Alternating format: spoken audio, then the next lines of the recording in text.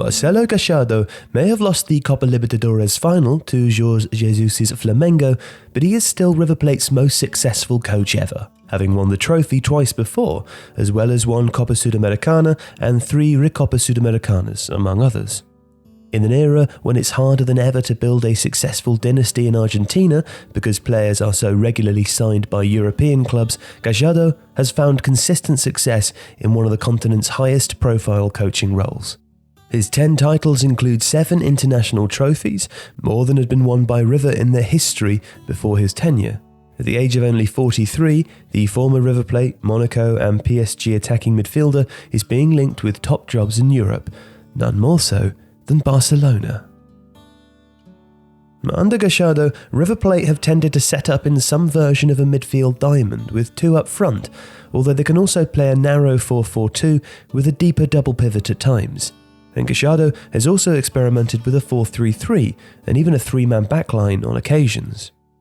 River Plate are a possession-orientated side who move the ball rapidly through quick interchanges, but also look to shift the ball directly into wide channels for the front men to break onto if that option presents itself, with midfielders pushing up to provide options for crosses or cutbacks.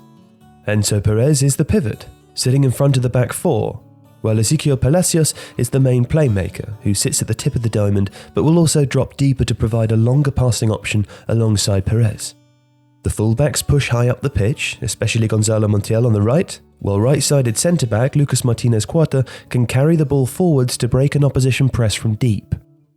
River Plate's wide midfielders tend to play narrowly, so that when the fullbacks get up the pitch, there are good passing options inside.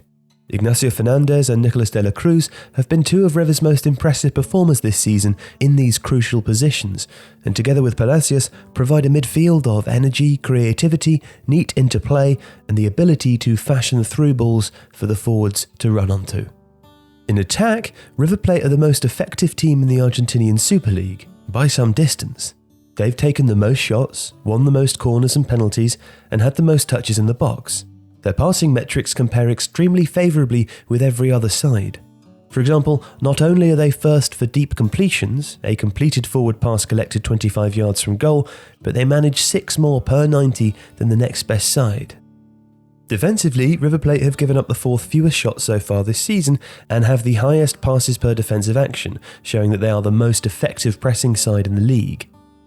The River Plate press is generally excellent, led from the front by Rafael Santos Borré and Matias Suarez, 2 high-energy forwards who harass the opposition and effect high turnovers.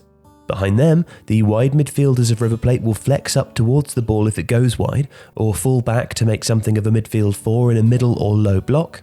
Palacios pushes up from attacking midfield to make a front 3 sometimes if the opposition are looking to progress centrally, while Perez generally tidies up behind the midfield line. De la Cruz has the license to push out of the line with his speed and stamina and add an extra thrust to River Plate's pressing, well covered by Perez and left-back Milton Casco.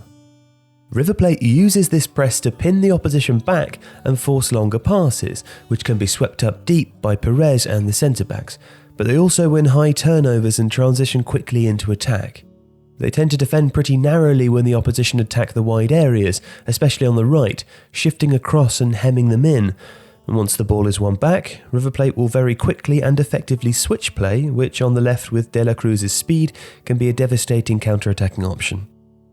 Now in short, the hallmarks of Marcelo Gallardo's successful River Plate sides are dominating the ball and using it well, rapid sequences of passing, especially centrally, to effect through ball opportunities, fullbacks who push high and wide to create overlaps covered by a defensive midfielder, an intense press designed to deny the opposition space and facilitate quick turnovers, and the ability to make the pitch small and congested when defending, then expanding it while attacking, either through short pass and move attacks or direct balls into the channels. Now, if some of this sounds familiar, it should be no surprise. Stylistically, there are a number of good teams who play this way, and along with the success that Gallardo has had, it's the obvious reason why he is being linked to sides such as Barcelona.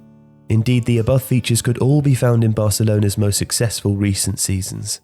Now, should Gallardo move to Barcelona, it's likely that he would use a 4-3-3. He's set his sides up like that before, and Barcelona are used to the formation. Nelson Semedo and either Jordi Alba or Junior Firpo can play high as attacking fullbacks, while Sergio Busquets works well in the Perez role and is a better passer.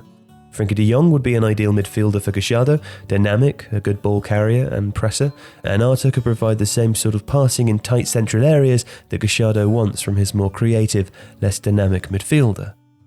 If Gallardo plays a 4-3-3, then Messi would play on the right with Antoine Griezmann central and perhaps Ansu Fati on the left. But Gallardo's favoured diamond could also work well, with Messi starting right but drifting in and effectively dictating play centrally, while Griezmann plays up front with another striker. Luis Suarez is still hugely effective, although he tends to press less now to conserve his energy. This is perhaps the one area where Gallardo would need investment, although right back and central midfield could also do with bolstering. But there's no doubt that Gallardo could take this Barcelona side and, without requiring much in the way of new personnel, coach a style of play that is both natural to him and something akin to the best Barca sides of the last decade. Gallardo has already built a huge reputation and legacy in Argentina. He can do the same in Europe, and where better than Barcelona? Messi, Busquets and hundreds of other professional players are available to trade on Football Index, the real money football stock market. Have a look at the link below and also see details of a special promo code for TIFO viewers.